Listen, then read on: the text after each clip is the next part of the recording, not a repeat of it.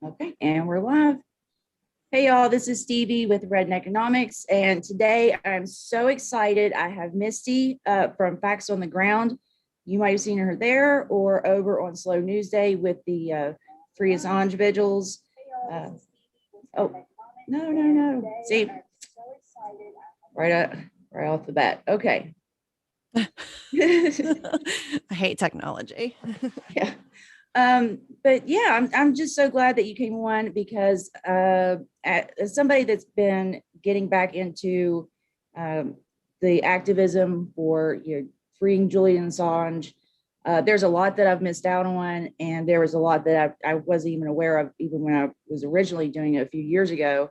And so I just thought it would be a really good opportunity to have you on to kind of tell us basically, you know, what's some of the most important things and that we should know, or some of the things that we should be researching, because I mean there's just so much information. But yes. Before we get into that, go ahead and tell everybody a little bit about yourself.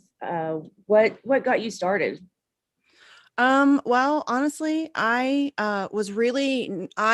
do not believe in electoral politics. I've never really followed it. My whole life, I just kind of knew it was bullshit, and like it really did not matter who you voted for. And so growing up, I really was more of like kind of focused on a lot of like mutual aid. I ran a local mutual aid group for, I don't know, 4 or 5 years here. But yeah, I just never really paid much attention to any of the electoral stuff. Then I had a baby, and then Obama came around, and I don't know, I was probably feeling a little emotional, and like, oh, this guy, like he got me a little bit. And so I voted for Obama in 2008. Skeptically, like I was hopeful, but like I would say skeptically optimistic, maybe, or I don't know, but very quickly it was clear to see who he was. Once cabinet appointments started coming in, and then Bernie came around. And I have actually been kind of following Bernie since like 2003, I think it was, when he had the Alan Greenspan like smackdown, when he like was just tearing apart Alan Greenspan. It was awesome. And actually the only reason I'll give him a shout out, Warren, actually, his like aide, or I think he's like his policy director or something. He's the reason why I actually was even paying attention to that video. It was at my grandparents' house, and my grandpa had C-SPAN on, and he's like sitting behind Bernie, like trying not to laugh, but then laughing. And so that's what caught my attention. And then I started listening to this guy, and I was like, oh, okay. But yeah, so when Bernie ran, I again was like, okay, like he used to be cool, so maybe he'll be cool. Like maybe there's a little bit left of that in him. So like I phone banked for him and all that good stuff, and volunteered, went to rallies. And he turned out to be about what I see. That was like my last little, like, okay, I'll give you a shot type things. And with WikiLeaks, I've always kind of been kind of a casual supporter of WikiLeaks. I've always been very intrigued by WikiLeaks. I'm like very much a journalism person. I love independent media. I love independent journalism. I love journalism, period. But mainstream media isn't journalism. We should just clarify that. And then you'll know what I'm talking about.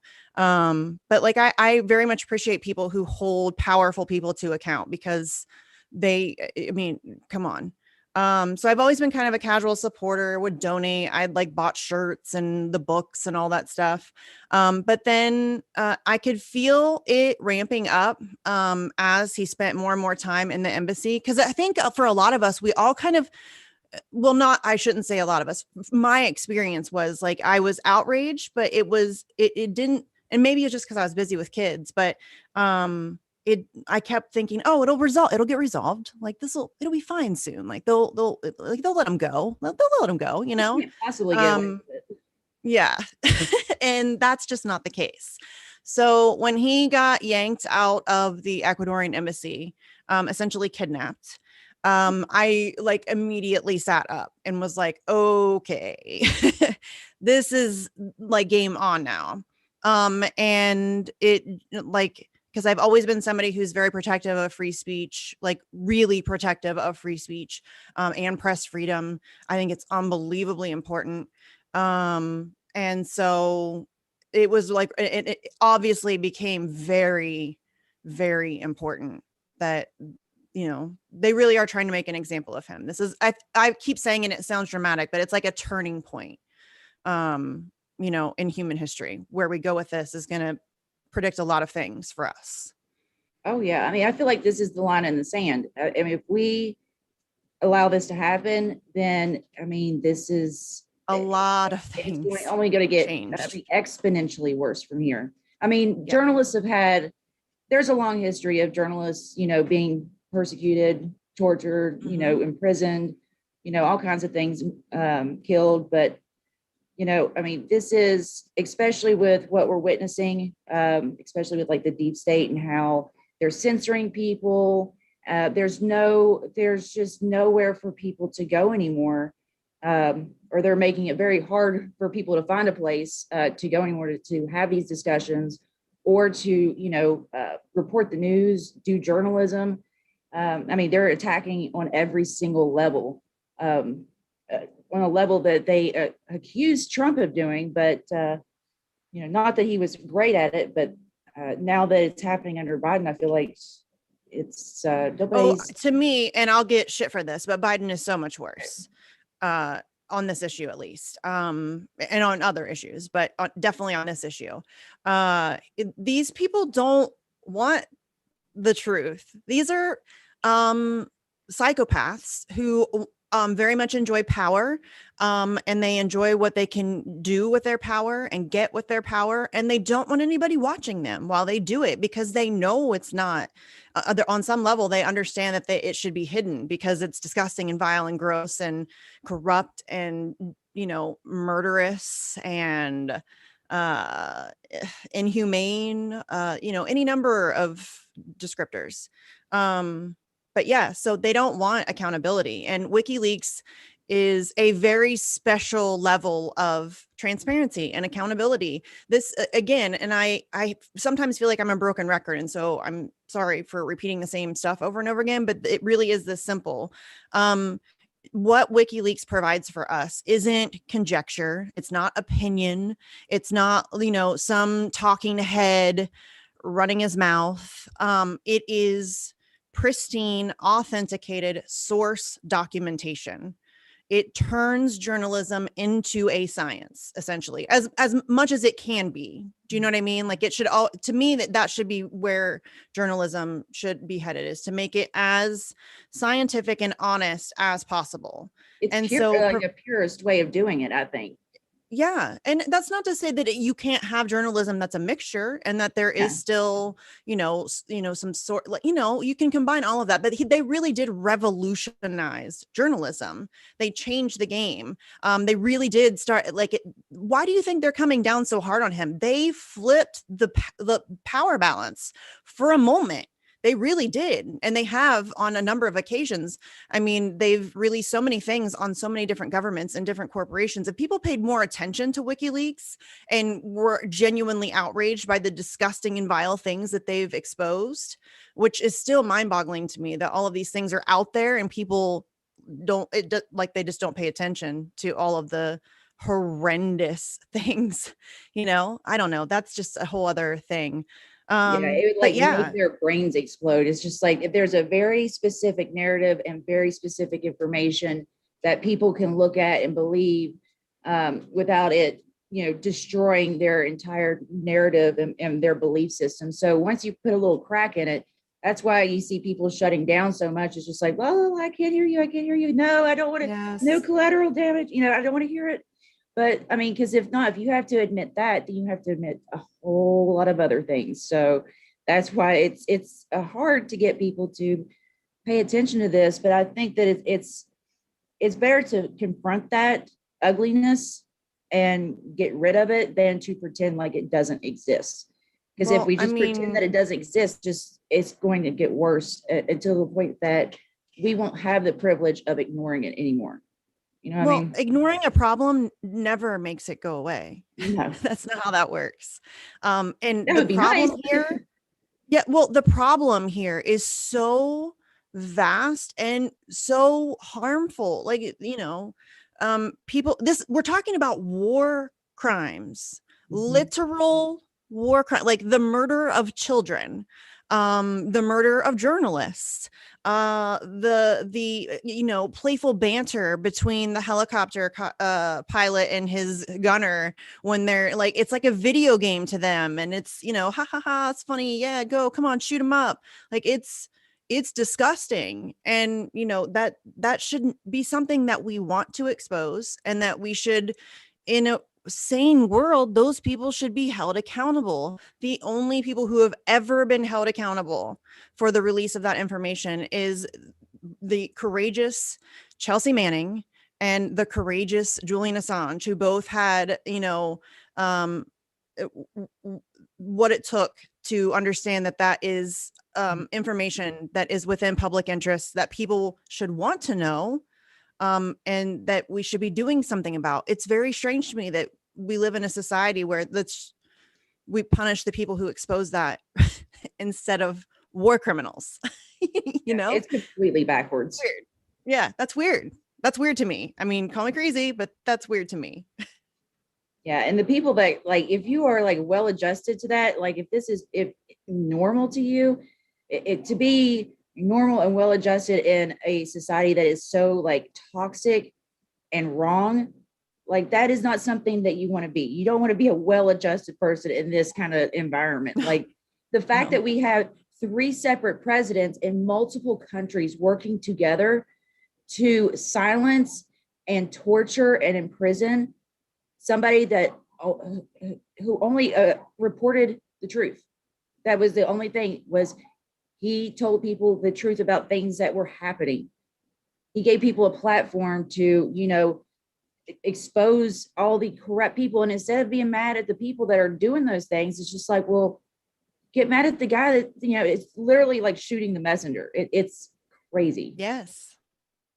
It's backwards, and it's Yeah. bizarre to me that like otherwise thinking grown-ups and like logical people don't recognize that that's completely backwards. That's not the way that we should. And people will always say, well, why didn't they go through proper channels? Edward Snowden did go through proper channels, or tried to. John Kiriakou did go through proper channels, or tried to. You know what I mean? Like a lot of the times whistleblowers attempt to like go to the people, but they're also exposing those people sort of. And so of course it doesn't go anywhere. And then so they're just not supposed to say anything. But wait, what then? Why do we even have the proper channels if that's not it doesn't, it's nonsensical. And to me, people committing war crimes in my name, in order to brutalize another person or murder another person in order, like some weird power resource, like I don't know, it's a bunch of like complete buffoons swinging their dicks around over dumb shit for power and oil and money, and it's gross. And I don't, yeah, no, I'm good. But yeah, Yeah. anyway. Yeah. I mean, it's just like, oh, I mean, the phrases that they wrap it all up in, it's like freedom and Oh, the democracy. And they put all these like flowery terms on like the most vile, and it works on ugliest people though. things. It does I work know on that. I people mean, though. they've got great branding. I mean, that's what they do. And that's why it's It, important to have WikiLeaks and to be able to, have actual journalism, because, what we do and what he does, it's not PR for right, the no. corporations. It's not PR Okay, so for let's the talk government. about that, because that's a lot of the pushback that I'll get is that, oh, well, he helped Trump. And he hated Hillary. And that may very well be the case. I would probably hate somebody who said she wanted to drone me too. I mean, I'm probably not going to have Fair. like warm fuzzy feelings about that person. So I don't fault him if he does hate her. I don't know if that's accurate or not, because I don't know Julian Assange. I've never met him.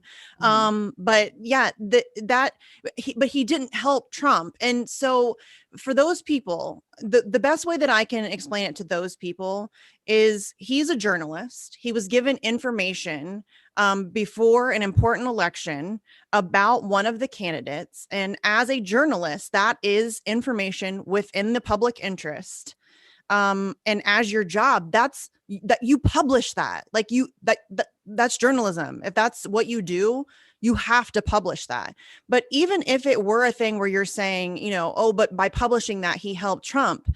Well, if he didn't publish it, he would then be trying to help Hillary just by your own logic. So either way he goes, you're thinking he's helping somebody. So just because it's the right thing to do, you publish that. I don't understand why that's a controversial thing. A lot of people will give me pushback on that. And that's ridiculous even to say, because there's literally no evidence supporting the fact that Trump knows Assange, was helped by Assange, that Assange worked with Russia, that Trump worked with Russia or with Putin to get to Assange. There was nothing. Roger Stone's full of shit. He's been exposed as somebody who's full of shit repeatedly throughout his life. So I don't know why I do know why, because it works. But anyway, that's just some of the pushback that I get. So it kind of gets me fired up. But what do you want me because there's a lot to update right now. There's a lot happening. It's very quickly moving.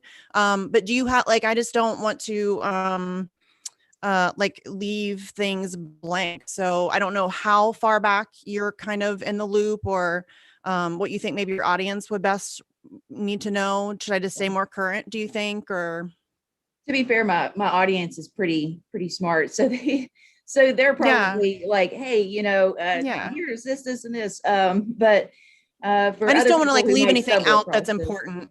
Go ahead. I would say, what would be some of the most significant points on a timeline? So from the time that, I would say that, WikiLeaks, he started WikiLeaks. I would say probably focusing on after, because I would say there's so collateral murder.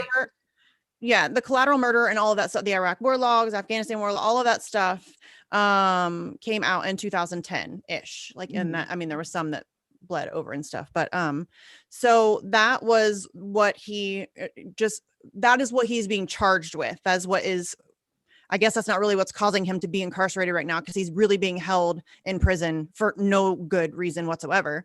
Right. But that is what the court battle that he is facing right now.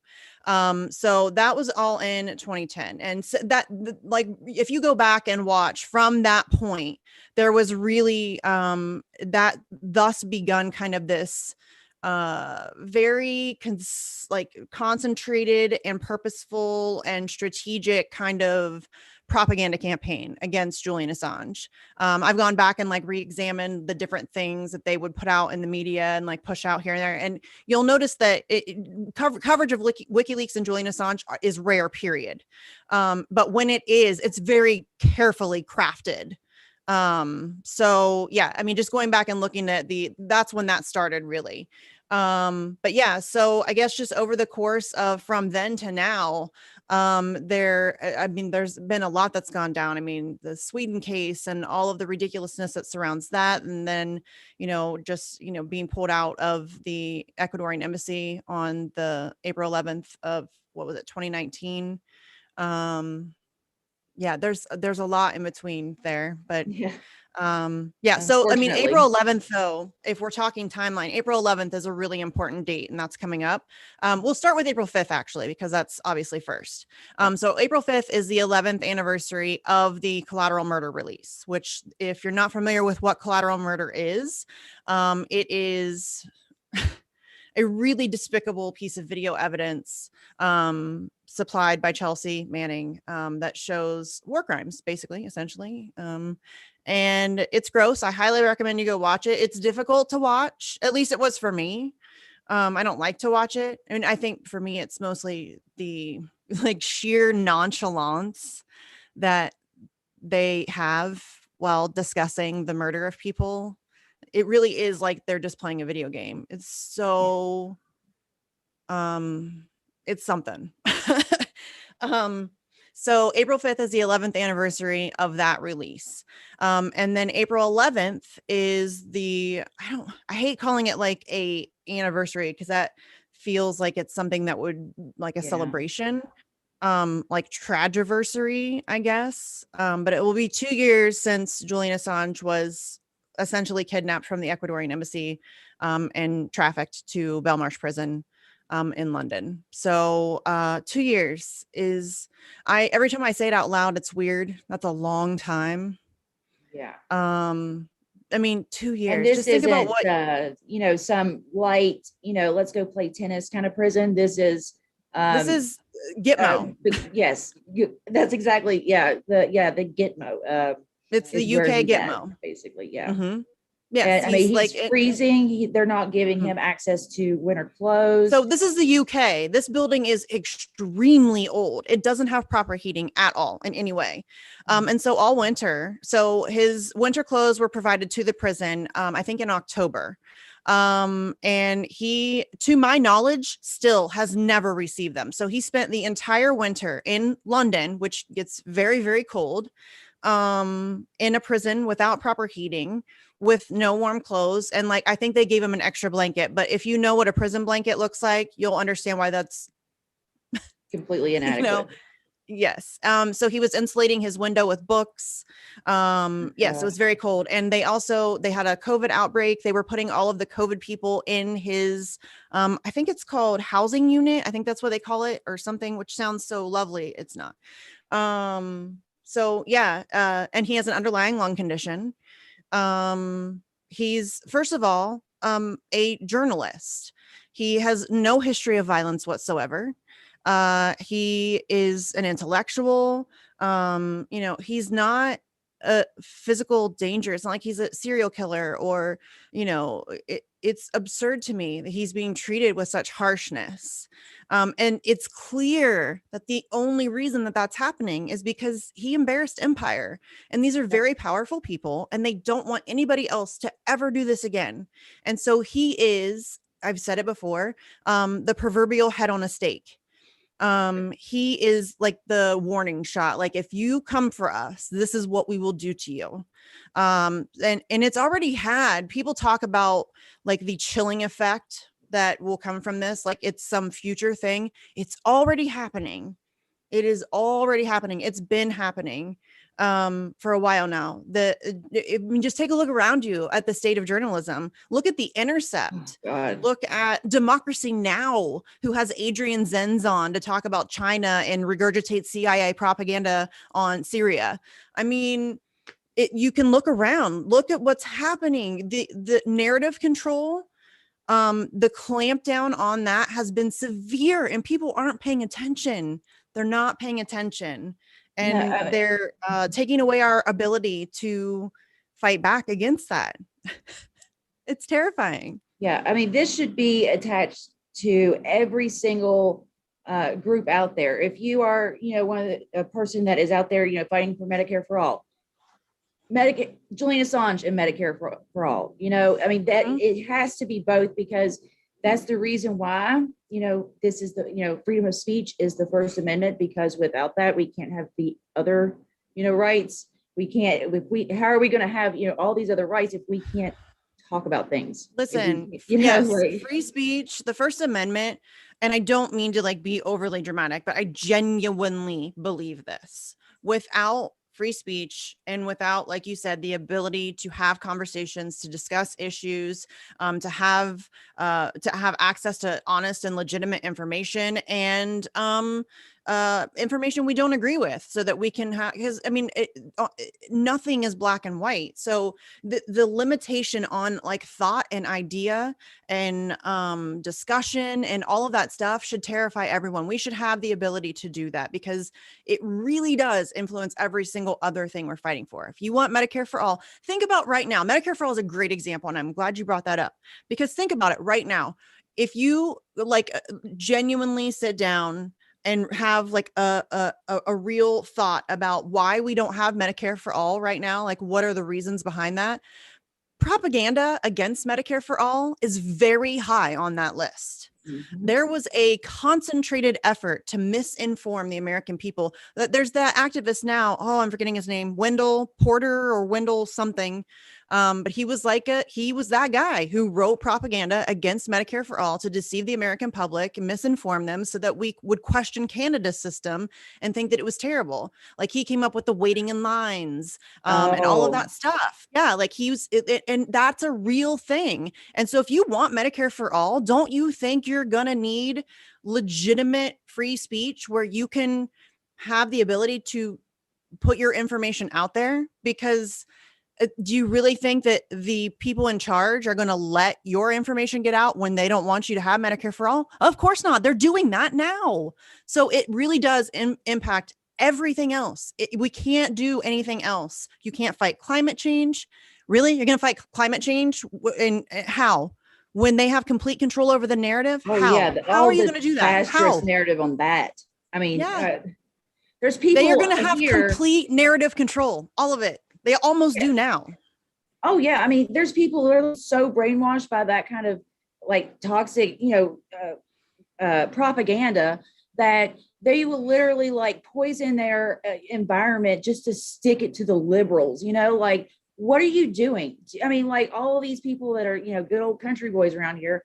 You like fishing, you like hunting. Well, good luck doing all that when all the fish you catch has like three eyeballs and has legs. Like, I mean, we are part of Yes. nature. So it's just like, but that's how fucking powerful it is that you could literally convince somebody to, shit on their own home and say like, yeah, Dude, stuck it to the man. the propaganda in this country that is forced upon the American people is sophisticated, and they're very good.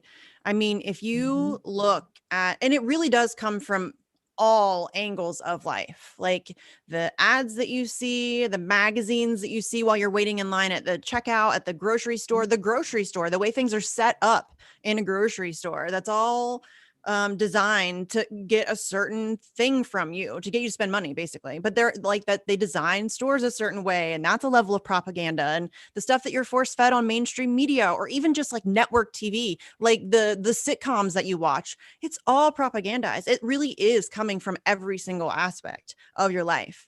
And we have very little power to fight back against it now, and they're trying to take that away. They really are going to have complete, I don't know if people realize how close they are now to having complete, like 5 or 6 companies own 90% of the media. Yeah. Like 5 or 6 companies, they have almost complete control over every single piece of information you consume, all of it. Yeah. Every single, like everything you see, everything you hear, everything. And that's How's that working out really for us? terrifying. How's Go that ahead. working out for us? Not too great. I It's mean, not they're even going. I mean, they took down Parlor. You even create your own. You create your like own that. thing, right? And even then, they still can't. That's the thing with this. They won't ever stop. There's no limit where they say, "Well, you know what? That's enough greed and money and power for me. Well, I guess I'll just quit now. I'm satisfied now." That's not how greed No, works. The it's an greed is addiction. endless, and so the censorship will always be endless. There will never be like a little tiny place because they'll never leave you alone. And now with the level of spying that they do on us when it comes to listening in, watching, facial, recognition, all this stuff, it is just like they know, you inside and out. They know people better than we know ourselves because they Yes, have they all this know data and they sit there and everything. crunch it. Yes. Well, listen, they know everything about you. Everything. They know where you grocery shop. They know where you get your gas. They know where your kids go to school. They know where you work. They know which mall you go to, what movie theater you like, where you pick up your dry cleaning, where your kids play soccer. They know what shampoo you like, and they know everything. The NSA has like all of your phone calls, all of your text messages, everything, all of it, all of it, all of it. And you know nothing about them. We know nothing about what they're like. And they're trying to solidify that even further, with all of the censoring us and making sure that nobody has the power to expose them or the ability to expose them. That's what that's about. That is what that's about. That's like a massive power grab. And it really isn't about necessarily, I think, for them, censorship. That's just a means to an end. It's about control and power. And they're almost there, you guys. I know that sounds dramatic, but they're almost there. Look at what they're doing right now to independent media on like YouTube. And so everybody's getting demonetized. If you dare to speak outside the approved narrative in even the tiniest way, if you talk about COVID in a way that isn't like in perfectly in line with what the establishment wants you to say, you have a chance you could lose your channel or you could be demonetized. And they're demonetizing people left and right. And even sites like Patreon are taking like Whitney Webb and Last Well, that American is Vagabond. chilling. I mean, the Yes, I fact mean they, they're it's not even medical misinformation. The thing is no, that they said they are so sourced. it was that although she was factual, if people, basically, to paraphrase it, if people were if people knew the truth about what is going on, they won't get the vaccine. If they can make an educated decision, they wouldn't do it. Like that Yeah. is basically what they told her. And that is like makes the hair stand up like on the back of my neck. It's just like, holy shit, they're not even hiding it anymore. Because I mean, why No. hide it when you own everything? When you own the Well, and journalists, people need you to know? also remember that one of the first things they did to WikiLeaks and Julian Assange was take away their ability to fundraise.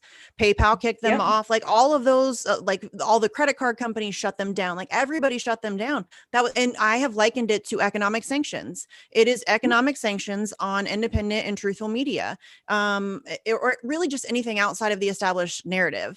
And right now they're trying to frame it as like conspiracy theorists and misinformation and all of this stuff and making it sound like very boogeyman and scary, and it's ridiculous. And I don't it's like the one of the biggest frustrations in my life right now that I can't find the words to make people understand how scary that is, because they already fuck with your heads constantly, day in, day out. It's in your face all the time. It's on your phone. It's on your late night TV shows. It's in the restaurants you eat at. It's all over the place. And I don't want them to like control my thoughts and the truth and the narrative and what I'm allowed to know and see and read and hear and think. And I don't know. I'm good with all that. Like I want to have all ideas presented, if that's, I don't know no, I don't want anybody controlling that. I And mean, it's this is like the last place we have left. I mean, that it's where everything starts, like in our minds. If we, that is the one thing that we absolutely must protect, because they're constantly attacking it. They are constantly trying to dumb us down, to confuse us, to keep us distracted. The amount of warfare that is waged.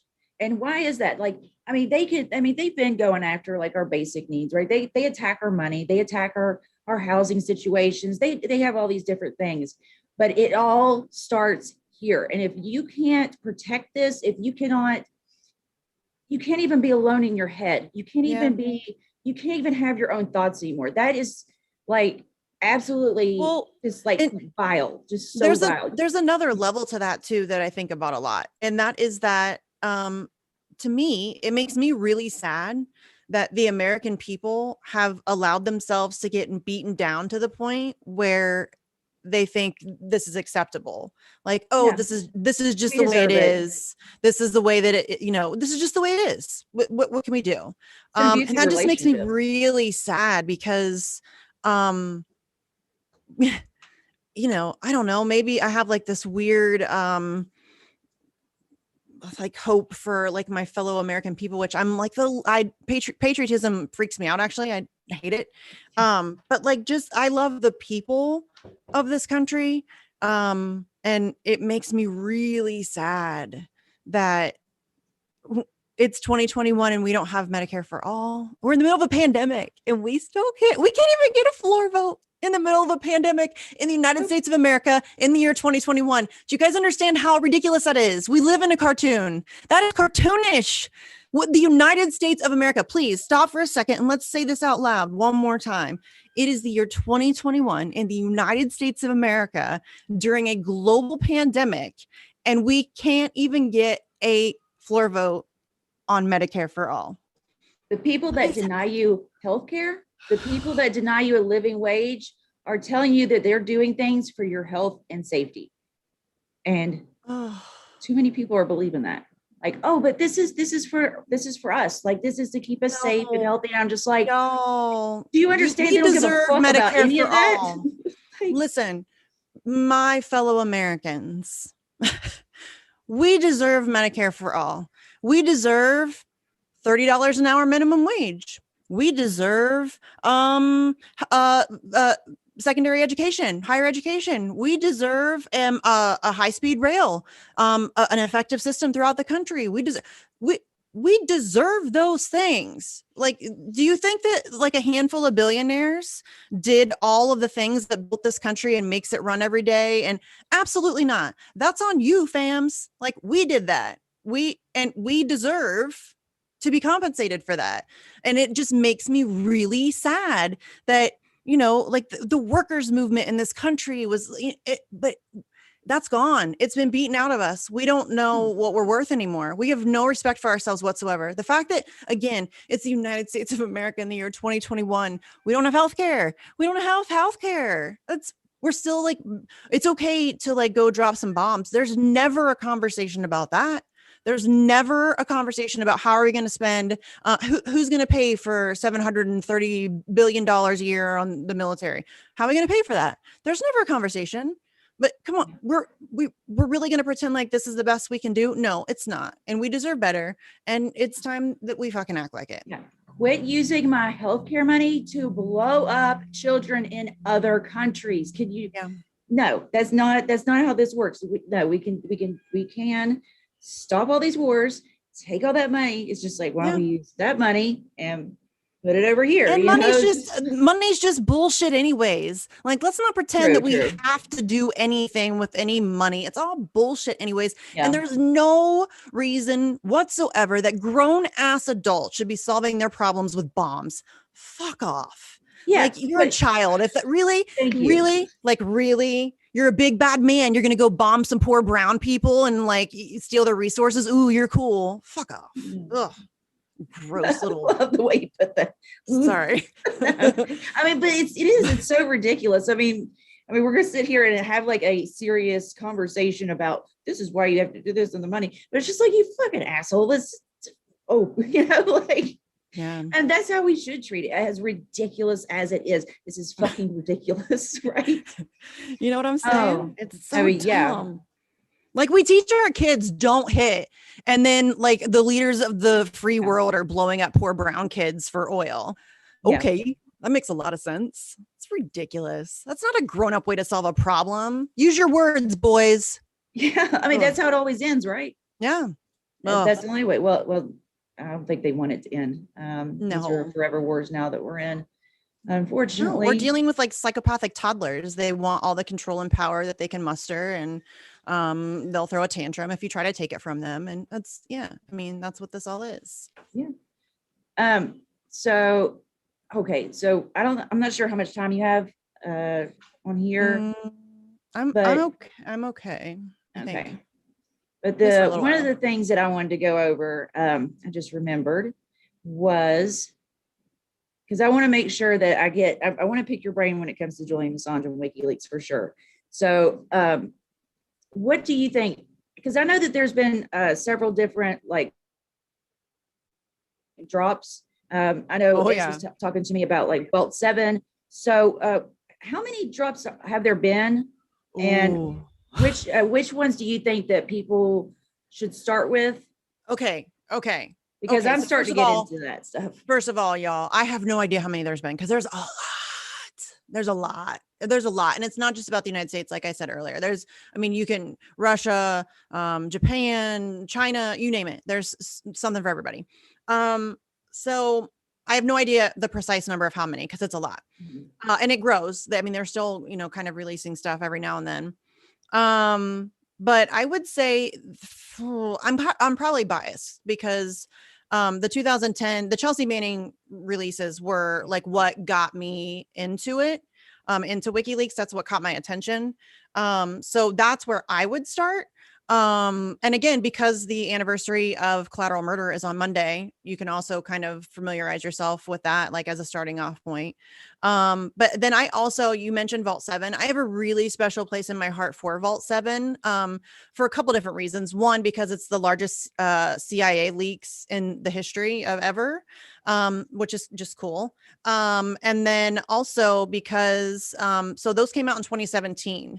And Julian Assange was already years into an illegal and arbitrary detention in the Ecuadorian embassy. He already knew that he was like public enemy number one of the establishment or the deep state or whatever you want to call them, the permanent state. You know, the Five Eyes countries, all of them were coming for him. He already knew that. And so he released Vault 7 any damn way. And that to me is just so indicative of like who Julian Assange is. I'm not like trying to deify him. I don't know him. He's not perfect. But I don't know if I'd have that kind of courage. Like if you sit and think about it and you are already years into like 5-6 years into being arbitrarily detained in a tiny embassy, like these tiny little rooms. And you've been there for years and you already know that you have pissed off a lot of very powerful people, in particular, the United States of America, which I don't know if you guys noticed is like the most powerful empire, maybe ever. And he published them anyway. And that's a lot. Like that's a lot. And he exposed a lot. So Vault 7, there's a lot in there. I don't even know if I could even almost try, like it shows the different ways that they can manipulate like computer code or whatever. I don't know. I'm so not tech savvy, so I'm really bad at explaining it, but just basically expose a lot of the different ways that the CIA can make things look a certain way on a computer. Like they could go into a computer and make it look like, for example, and this is real, that Russia had tried to like infiltrate that computer and it would look like they could use Russian in the code and all of that stuff. So the CIA has that capability. They also have the capability of spying through your like your smart TV and stuff like that. So that's a lot of what was exposed. It was a lot of like tech CIA, more police state, surveillance state bullshit. And yeah, I just don't. So I have a special place in my heart just for the fact that that was pretty ballsy to do. And I think ultimately is, I mean, obviously he's being prosecuted for the Chelsea Manning leaks, but I think that the Vault 7 leaks definitely helped him reach that point. I think that that was a line in the sand that he crossed, and that's what made them like go hard after him. You know what I mean? Yeah. It was like a retaliation thing, I think. So yeah, That those makes are, I mean, I would start with the Chelsea Manning stuff, but Vault 7 is definitely a must read. But there's honestly, there's, I mean, the Podesta emails, there's Hillary Oh Clinton yeah, I emails, there's poured over a Nancy bunch of emails. those. Yeah. There's the some of the OPCW stuff from Syria. There's stuff on Russia. There's stuff on, I mean, you name, I mean, you name it. It's a wealth of information. Yeah. Really. Shanda over on Roar, she sent me Hey, over hi, Shanda. yeah, she sent me over a batch of them. And there was one night I was just going through it, just going one after the next, after the next, after the next. And like Jimmy had left the room, you know, Montauk, and he left the room. He came back in like 5 hours later. I'm still sitting in the same position. And I'm just like, what the fuck did I just see? When the Podesta leaks and all that stuff was coming out in 2016, I woke up every day and that's what I did. Because there was a new batch every day. And so every day I woke up and I was just like, I was obsessed. I was obsessed. Like, you know, that the meme with Dave Chappelle as the junkie, and it's like, hey man, you got any more of those? I was like, hey, WikiLeaks, you got any more of those Podesta emails? Like that's what I felt like. It was fascinating stuff. Oh Seriously. yeah. To see I the mean, you inner get to peek behind the workings curtain. kind of. I mean, this is not really the inner workings. They're smart enough to keep a lot of the really bad stuff even off of Yeah, they're not email. gonna write that stuff down. Right. Yeah. So but still to see a little bit of the inner workings of Hillary Clinton's campaign, that's fun for me. I like it a lot. Yeah. Oh, that's the It one I like was. to cite all the time when it comes to when it comes to Black Lives Matter and all these, oh, like, if you don't vote Democrat, then you're a racist. I'm like, first of all, let me direct you to WikiLeaks and how they said limit the number of Black Lives Matter protesters. Don't give them any promises. All this stuff about how they would deal with them. I'm like, you think? I mean, not to mention they're wildly, racist, past, present, future. But Joe Biden is president right now. dude, and you're racist. Captain Crime Bill For him. Yes, Captain Crime Bill, but I'm a racist. Fuck off. Grow up, child. That's ridiculous. Captain Crime Bill, the dude who championed the Iraq War. Really? Brown people don't count? That's fine. You're cool with that? I love when people's a definition of racism doesn't include imperialism. Like, I see you, fam. I see you, like, you're gross and I see you, and just stop it. It's really gross. It really is. Like, people call me racist because I don't like Alexandria Ocasio-Cortez. Really? Has she said anything about Syria? No? Okay. Then maybe you should think about the brown people there. Yep. I mean, exactly. And I want to bring up this picture because I think that this is something that everybody needs to see. And this was one of the things that really stuck out to me because, I'm not sure about the specifics on, he's not allowed visitors right now, is he? No, because of COVID restrictions. I mean, I don't know. It may have been relaxed. I don't want to say, I would say check me on that, but to my knowledge, no. Because I hadn't been seeing any pictures of him. No, I mean, there was at least some kind of updates or, people would go in and be able to visit with him. But I know that he speaks to Stella on the phone regularly. I do know that. Okay. But I want to show people this picture because in my head, I kept seeing him, basically before he was imprisoned. Like, that was always the mental picture that I had of him. And then to see, I think it was a picture was from last year. I was like, holy shit. I mean, this is he's not elderly. Do you know about how old is he? 49. I want you, remember that this man is 49 years old. When you see this picture, 49 years old. So I think so. So, let's see, where's my meeting? I gotta share my screen. Hold on. Yeah, he's 49. 49 years old. This is just unimaginable. So share screen, this one. Now look at this. Yeah. This should be hard to look at. This should hurt to look at. Yeah. Because this basically where I was remembering him from, like 2011, 2012, 2013. And then to see that picture from 2019, I said, holy shit. I mean, they have aged him 30 years. If you look at this and you think about where he was in each of these years, I mean, for 6 of them, he was locked inside of an Ecuadorian embassy with very little access to sunlight, no access to proper medical care or dental care. He had an infected tooth for a while. He has a shoulder injury that has had it for years and hasn't been able to have it looked at. He may have since had it looked at now that he's in Belmarsh, if he's getting proper medical treatment there, which I highly doubt. But yeah, so then if you think, then he's been in Belmarsh for 2 years now. So if you think about what he probably looks like today, I have spoken to friends of his. He is definitely much thinner, more gaunt looking. He is, the thing I'm worried about the most, honestly, is his mental health, which I always feel weird talking about because it feels very personal. But then at the same time, people need to understand what he's going through because we need to save his life. And it is that dire. First of all, he's on the autism spectrum. So he's dealing with different things that come along with being on the autism spectrum. I have an autistic child, so I'm, familiar with some of that to a certain degree. But he is also been psychologically tortured for years, isolated, locked up, smeared, defamed. They've dragged him through the mud. They've dragged him through court. I mean, he himself there's a document that he released that showed like behind the scenes conversations of how they were going to deal with Julian Assange and WikiLeaks. And one of the options they discussed was, we'll tie him up in legal stuff for 25 years. And that's what they have been doing essentially. And that's why they're dragging out what's going on now.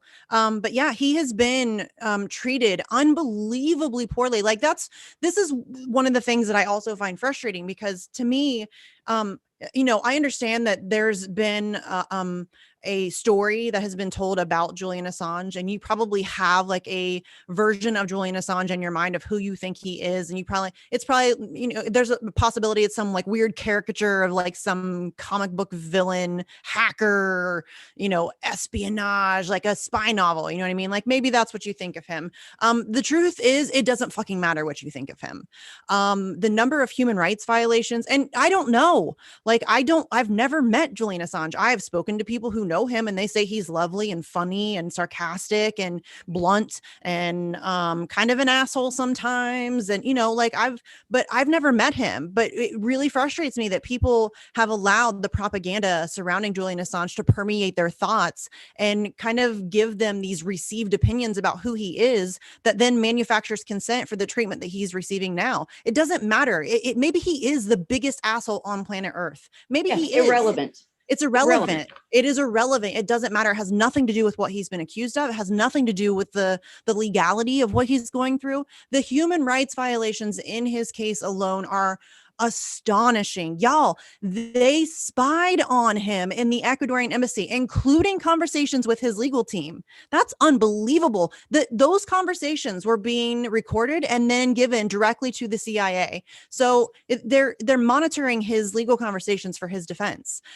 Just that alone should have this case thrown out and set on fire. It makes no sense whatsoever that that's being allowed. And that's just one example. I can rattle off a multitude of examples of the ways that his human rights have been violated over these years.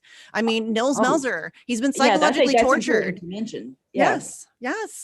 I mean, he's currently essentially in solitary confinement. He has been for a prolonged time. That is a human rights violation. That is torture. He's being tortured. And people are just like yawning about it. Like, oh, it's no big deal. He's a journalist. He exposed war crimes for you.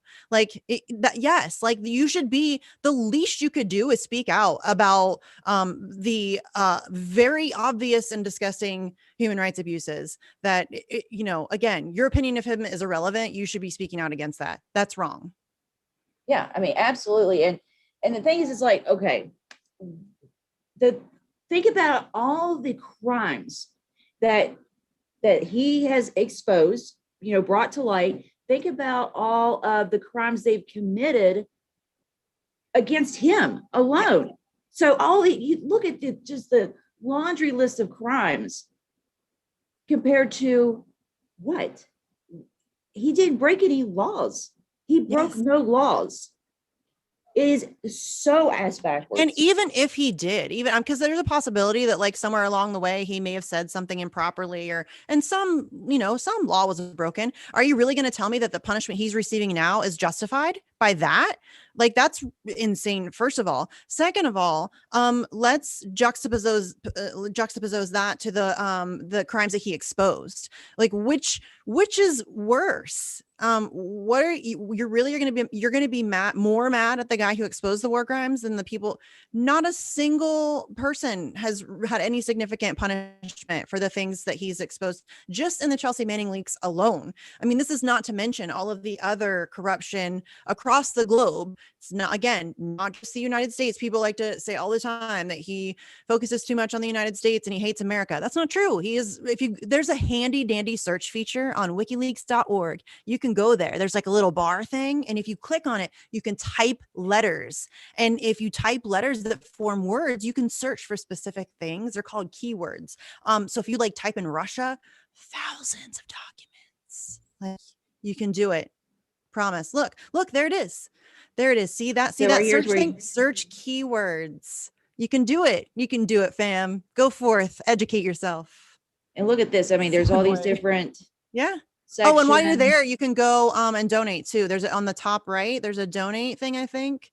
Yeah, or you can buy some cool merch. They have cool merch, but yeah. I was looking at their merch. Yeah. I definitely want to get. I have definitely been a long time purchaser. I'm a big fan of t-shirts.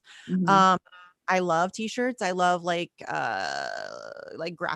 like graphic t-shirt. I'm a Tom girl, like t-shirt and jeans and some sneakers.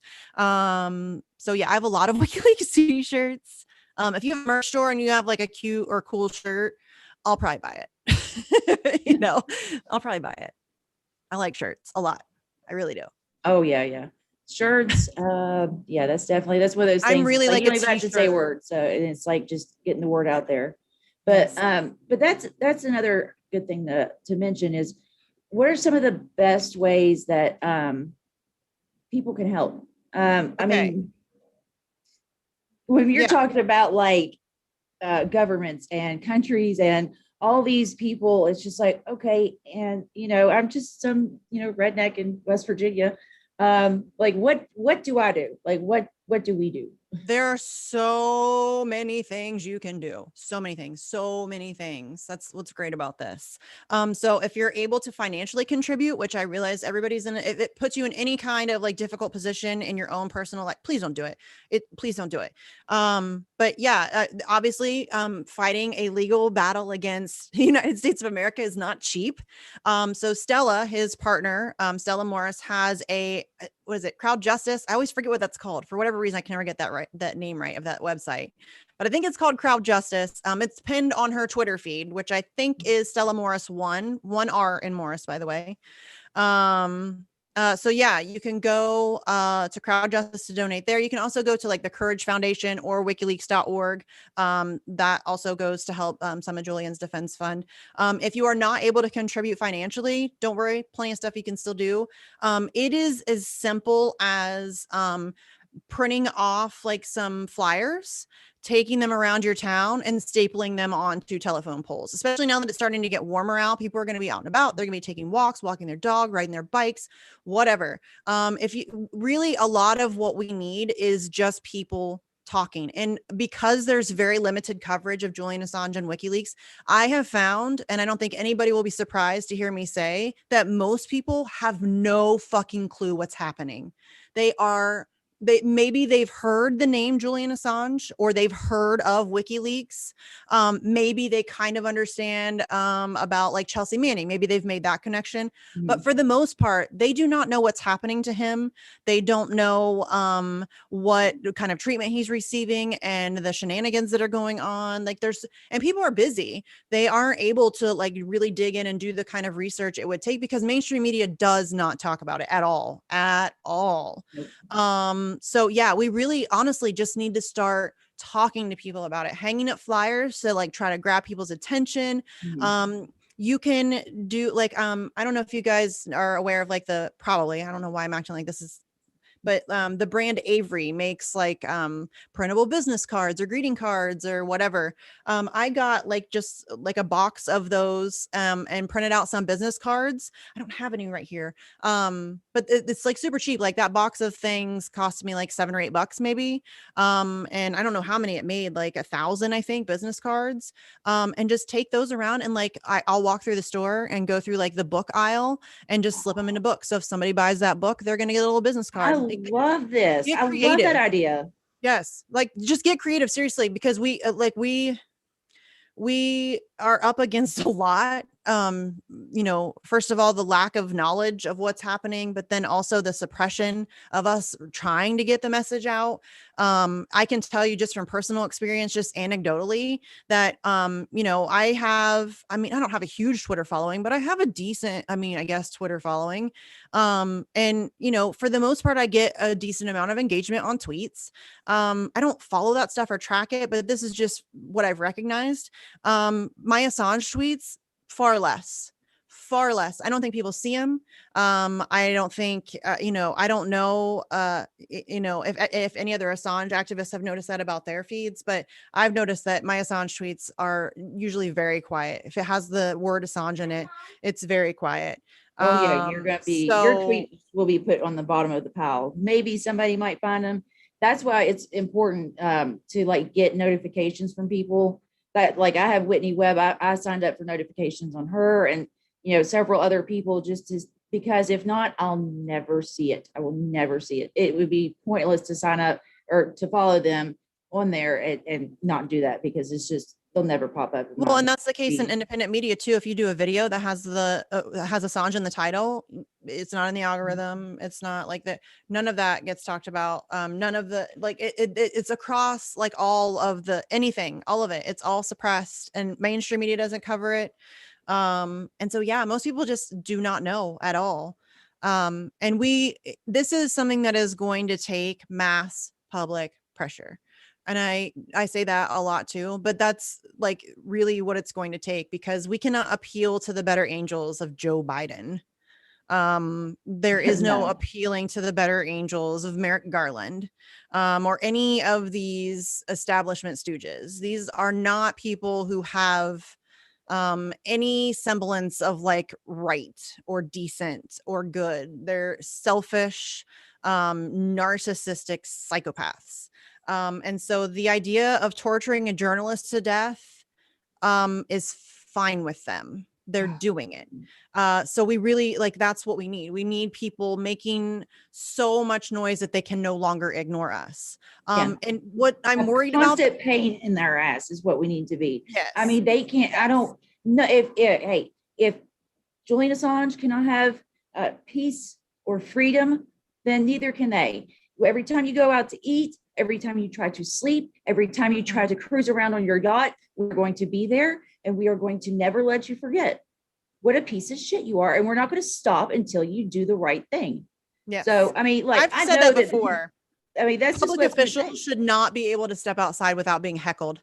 They should not, especially right now. And I do not feel sorry about saying that whatsoever, because the United States is failing. It is 100% like crashing into a crumbling heap of nothingness. And it doesn't have to be that way. That's what's really frustrating, is it really doesn't have to go down like this. it really But because doesn't. we have put ourselves into a position where we've elevated the worst among us to people with positions of power, like that's where we're at, and it sucks. It's so bad, and it's going to get worse. I don't want to sugarcoat it. That's just my prediction. It's going to get so much worse. It is going to get so much, and a big part of that is if they are allowed to prosecute and imprison Julian Assange and ADX Florence for the crime of doing journalism. That is a bell that will be almost impossible to unring. That's bad news for all of us. That is taking away essentially all accountability and transparency for the people who have lied us into how many wars? The people who can't give us Medicare for all in the middle of a global pandemic, the people who tell us that we don't deserve $15 an hour and laugh about jailing single mothers. And these are the people. No, you guys, we can't let that happen, because that's too much. We can't do that. Yeah. That's why I get so riled up about this, because I did a video of different, and I didn't mean to do it this way, but I did both, ended up doing both Democrat and Republican governors, presidents, politicians, and I was showing how the people live under their rule versus how they live. The Waltons in the poorest state in Alabama with a $13 million estate. Does your house, if you're lucky enough to have a house, does it have a whimsical name? Is it Periwinkle Manor? Like, I was just talking you ain't on their level. They don't give a fuck about you if you don't have fancy names for your houses. I mean, like, right. You've got Gavin Newsom, and look at you guys see this real quick. It's just like a minute long, but this was when I was out in California. I think this was over the summer. Can y'all see that? The tents? Yeah. Yeah. And that this has it's probably at least, twice as bad now. I mean, there's some of it. Oh my God. I'm so angry. It makes me so angry. Those are people. People live there, you guys. In the United States of America, in the year 2021. The community center right there. This should be unacceptable to any decent human being. I Like mean, to the like yeah. people get mad because Jimmy Dore yells. Why are you not fucking yelling, people? That's How fucked dare you up. yell when the plane is going down? Where's the Oh yeah. decorum? Be polite about, the Titanic sinking. It's fine. We got to play out. We'll go down, with grace and elegance. Fuck off, dude. We should be thrashing and screaming. And I mean, we should never shut up about that. Seriously. Oh, oh, What's wrong with us? here's this too. Oh, and since people want to believe that California is a utopia No, of some liberal the safe haven. neoliberal hellhole. Look, this is California, right? Yeah. This is California. 79 hate groups in California. Yeah. This is the There's a propaganda. police department that has a gang, y'all. They just got a gang. Oh my God. Cops Here's running this, the around in health their and gang. pollution. Look at how many lives could be saved if the pollution was fixed out there. Didn't Meanwhile, they just do forced sterilization on Black women in prison in California? I'm pretty sure I just yes, read that. I mean, come on. California is disgusting. I'm sorry, yeah, Californians. I'm sorry. Honestly, I but am. that's But the it is game a they play. neoliberal hellhole. It is a neoliberal hellhole, period. New York, too. New York is just as Mhm. bad. New York Oh is yeah, just as but bad. that's the game they play. They pit us Yes. against each other. Oh, the Southerners, you know how racist and dumb they are. They just vote the wrong way. Well, please, what the hell happened out there? What have you been voting for, homie? What the fuck have Yeah. you been So voting you know for? what? How Tent about let's cities? just Okay. cut the shit out and start working together. Y'all got the Yeah. people out on the coast. We've got the land. How about we will provide some mutual aid? We'll go out. We'll help.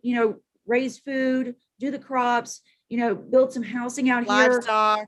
Yeah, we'll do all that, and then you've got the people for organization out there.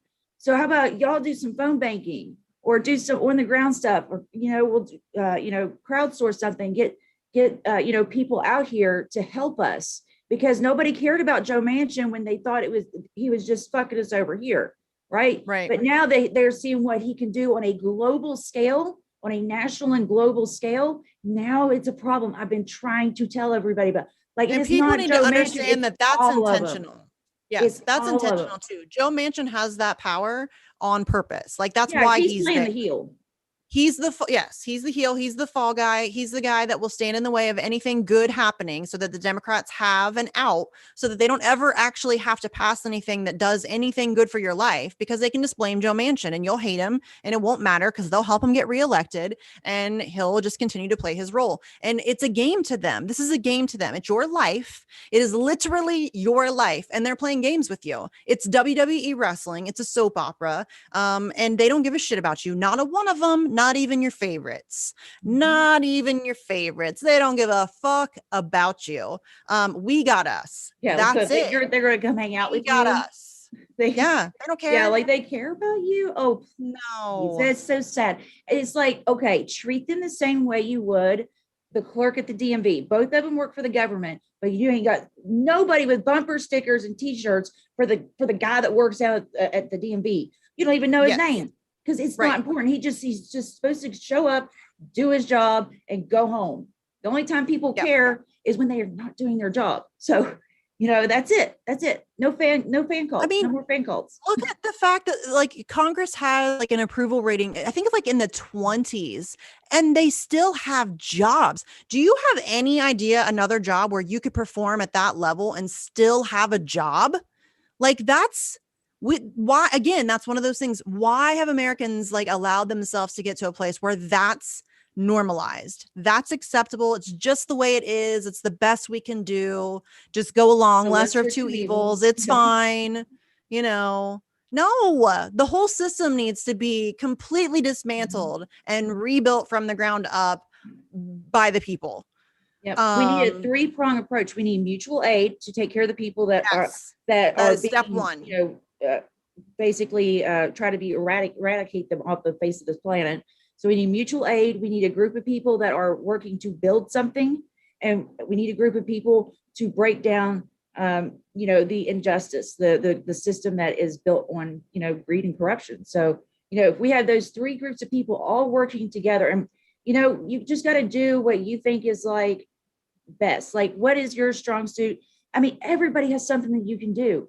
you can make flyers, you can go out and, I mean, even if you can't go out, if your little mama can't get out, maybe watch your grandkids. You So, don't have to get your kids can out. go out and do something, like, so they can go Yeah. out to a rally. Yeah. Everybody has something, retweet, write Yeah, letters, you can tweet shit, you can email, you just, can write letters, you can make yes, phone calls, you can a lot of times I just need help like researching stuff, doing organize like keeping things information organized because I have severe ADHD, so like I have a hard time when we're trying to organize people and events and stuff like that. I have a difficult time with that aspect of things. So like that's there's so much you can do. You do not have to like I think activism has often felt very kind of exclusive, like kind of snotty, like you have to have like if you haven't attended a certain amount of, you know what I mean, it can feel that way to people. It can feel kind of cliquey, like if you're first getting into it. It doesn't have to be that way. Welcome everybody. Everybody's on their own path and we need everybody. So if somebody's new to it and willing to come do some work, help them get started. We were all there once. Yeah, that's what's been so great about everybody over there on Slow News Day. They're just really cool. They're just there. I ask questions. They're like, hey, check this out. Or, they're just there to help. And that's pretty much how I do things. I'm not going to try to judge anybody because, I mean, hell, there's been so many times that I've gone down, these, false roads. And I'm just like, oh man, that's not how dude, any we're of this all works. just So let me people start back trying to over figure again, shit out. We're all just Yeah. people And trying to just figure shit. I tell people patience. all the time, I'm literally just some chick in Ohio. That's it. Yeah. Like I'm And just some chick. well, I have 2 kids. I have too many cats. I have a web camera and some cool friends. But that's it. Like I don't but have all that's the apparently very answers. scary to the people in It power. is apparently it's like it requires, a horde of I don't even want to give them any air, like talk about it. It's not even worth my breath. Yeah. Um, But I mean, but that's the yeah, thing. like Julian that's Assange is one man.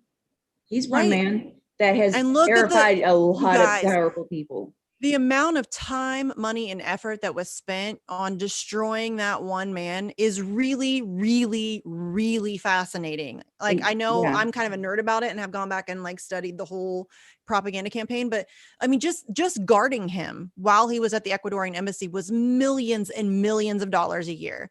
Like, as their country is not in a, they're not doing terrible, but it was kind of like during a recession sort of a time period. And the millions and millions of pounds, I should say. But yeah, they spent on one dude. Like that's pretty intense. Yeah. It So if really you is. should, yeah, don't ever get discouraged that, like, oh, I'm just one person. What can I do? Look Well, at what you're they'll one do for person one and I'm person. one person, and all these one persons together is going to create a whole lot of people that can fight Well, back. that's we're doing Collateral Murder Day on the 5th on Monday because the idea behind that is they're trying to silence Julian Assange. They cannot silence all of us. They can't. And so we want to blast the Collateral Murder video and information about it everywhere we can, all over social media. Send it to politicians, send them emails with links to the video. Send it to your family members, send it to your coworkers. Don't get yourself in trouble at your job, but you know what I'm saying. They want to shut him up. But there's too many of us. They can't shut us all up. So let's expose collateral murder. Let's get eyes on it. Let's show people what Julian Assange, exposed for us. And I think the more people that see it, you can't watch that video and think, well, the guy that exposed that should definitely go to prison. No, the guy that exposed that should be hailed as a hero and thanked. And then we should be doing absolutely everything in our power to make sure that our military culture never allows for something like that to happen again. Because that's despicable. I mean, the You man shot that at a did bus that full of does children. not, yeah, he does not deserve to be rotting away in prison. He deserves to be at home surrounded by his friends and family. He should, have the freedom to go out in the sunshine and have health care and just, be able to see a doctor and have warm clothes in the winter. That's not the type of person that belongs behind bars. that's for the violent people. That's for people that have That's for committed the people he's crimes. That's exposing. exactly. But that's the problem. The people he's exposing are the people who are in power and make the rules about who gets punished. And that's what we have to flip. I'll tell you That what, is if what they we want have to to enjoy flip. their day out on the yacht, and if they want to enjoy their dinners from here on out, they need to start arresting some of their buddies. So, that's just Yes, what it's going to have to come down to. because listen, if you don't want your corruption exposed, try not being corrupt as fuck. Yeah. I mean, just try it out, see what happens. Yeah, you don't have anything to worry about, right? If you're not doing anything wrong, that's what they tell Right. us, right? Right. But that's not the way it works. It's Yeah. Not yet. rules for you and me, and none for them. They can do whatever they want, and we have no recourse, and that's that's where we're headed. All right. You know. So I feel like I've kept you on here for like forever. That's all right. But I mean, there's just so much to talk about, and I There just, is. this has been such a great conversation. But I'm gonna go I'm ahead happy and to come back anytime, or I mean, I'd love to have you on Facts on the Ground and talk yeah, to yeah, that'd be great. And of course, I'd love to do like a part 2 to this, because I know like at first, we're kind of we did talk some about Julian Assange, but well, a lot about him, but I want to get more specific. So I'm going to start checking out some of the stuff that you mentioned on here. There's a lot. Get into some of those drops, and read up on like the what's the word for it, the civil rights things that they've been the human rights violations and stuff. Well, oh, okay. Yeah, I can send you a bunch bunch of resources. I highly recommend, like, Kevin Gostola is probably like the premier journalist on covering the like the hearings and stuff like that. But yeah, I can send you some resources and stuff where you can start to check things out and kind of look into it a little bit deeper. But you're right. We could have a conversation about this like once a week for 50 years and still have stuff to talk about. You know what I mean? It's a lot. There's a lot. So I'll get started on that, because I mean, just the drops alone would keep me busy for probably for the next 5 years. But it's not possible to read them all. I'll tell you now, because I'm kind of an obsessive person, and once I start something, I feel like I have to finish. Believe me when I say it's not possible. There's like it's like 250,000 in one drop. So yeah, wow. So just take that out of your head. There are a lot of people who have done like compilations of like the most important things from Vault 7, or the most important things from whatever Podesta emails, and so it'll give you like a rundown. It's still fun to like dig through them, but yeah, don't let yourself believe that you can read them all, because I probably, if you wouldn't have said that, I probably would have tried. I mean, and I read really fast too, but I don't know that it's humanly possible. It would take a very long time.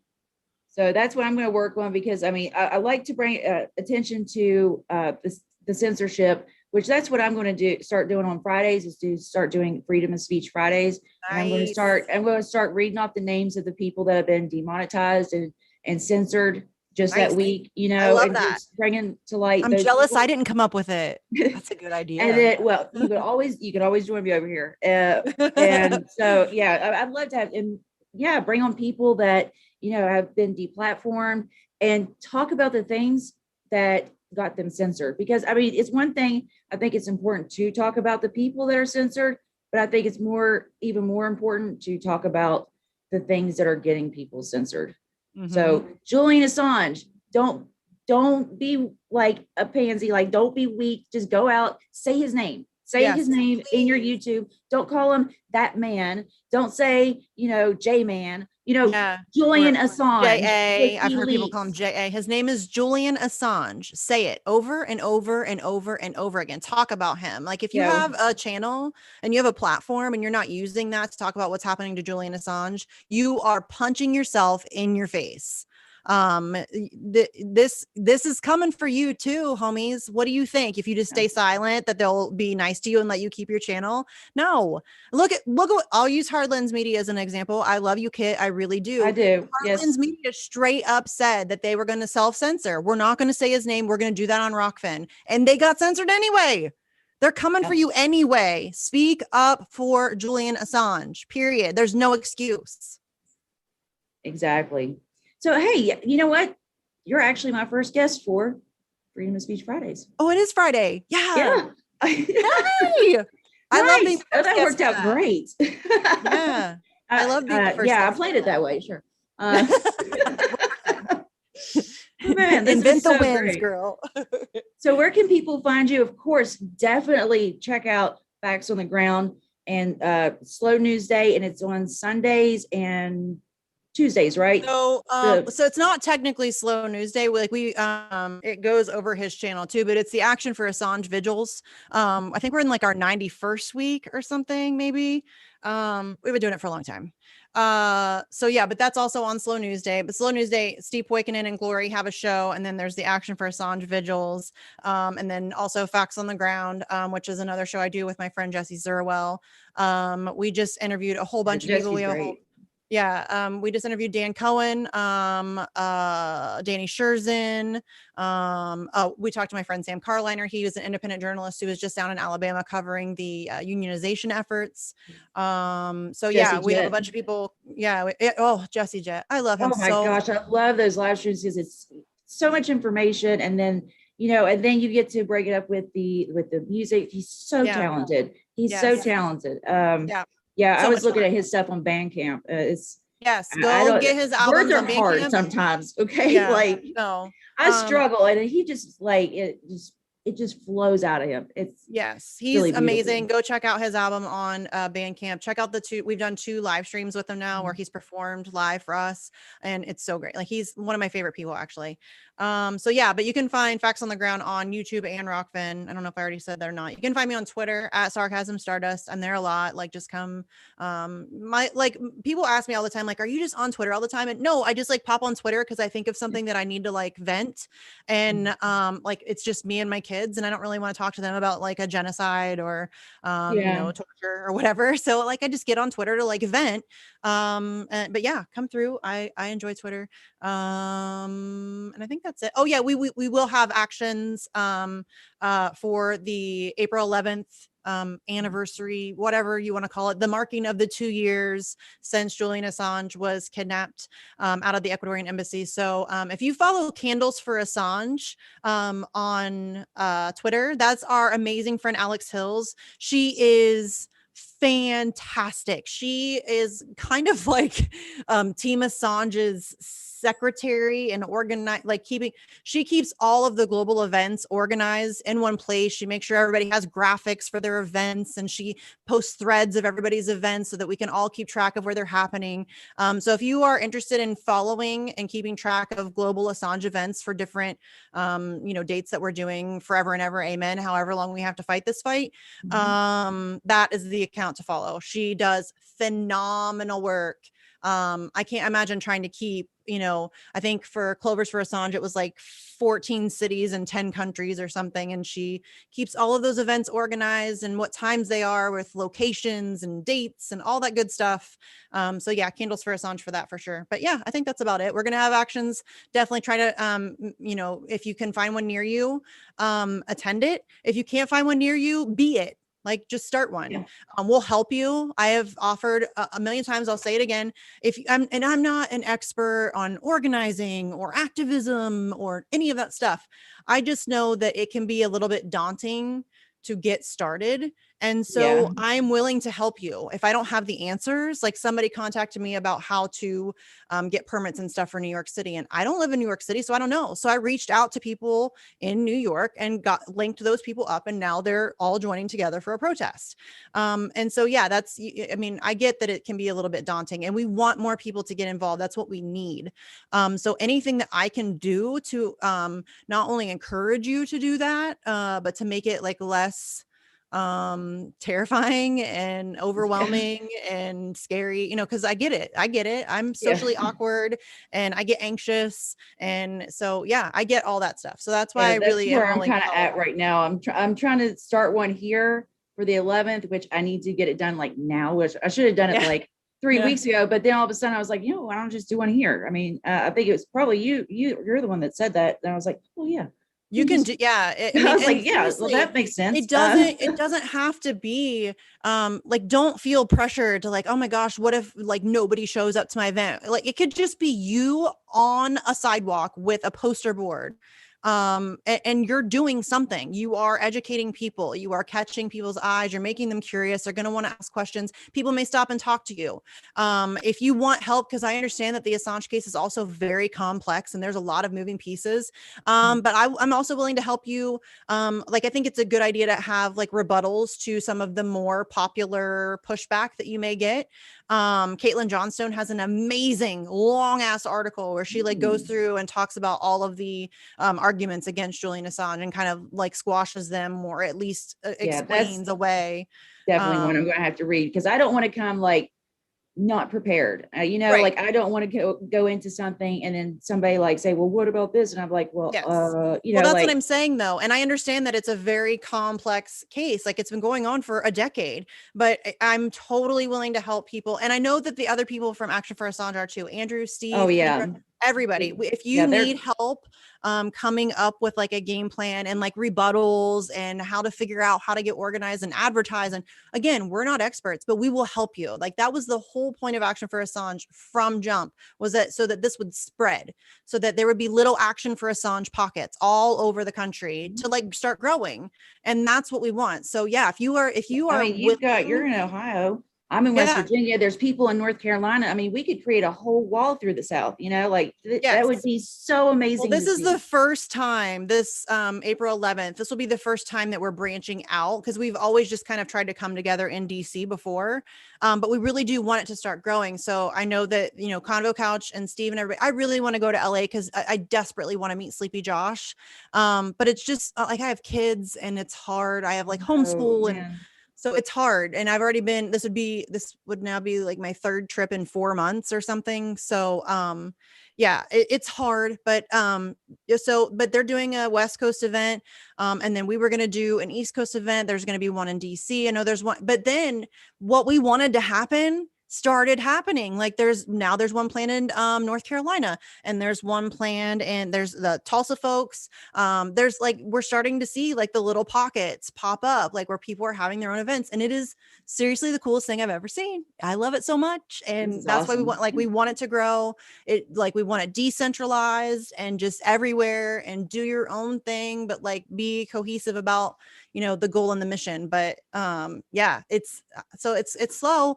That's my only fear, is that it's not happening fast enough, because Julian doesn't have a lot of time left, I don't think. Yeah. Well, I Um, mean, the more we grow, the faster we'll grow. yeah, that's true. So I'm just hoping, I'm very impatient, so I'm just hoping we snowball fast. And plus, I'm pretty stubborn. So once I set my mind to something, Oh, I'm you have no pretty much idea. don't let go of I mean, it. it's probably obvious. I don't know why I'm acting like it's a surprise that I'm stubborn, because I'm sure my Twitter feed is pretty obvious about that. Yeah.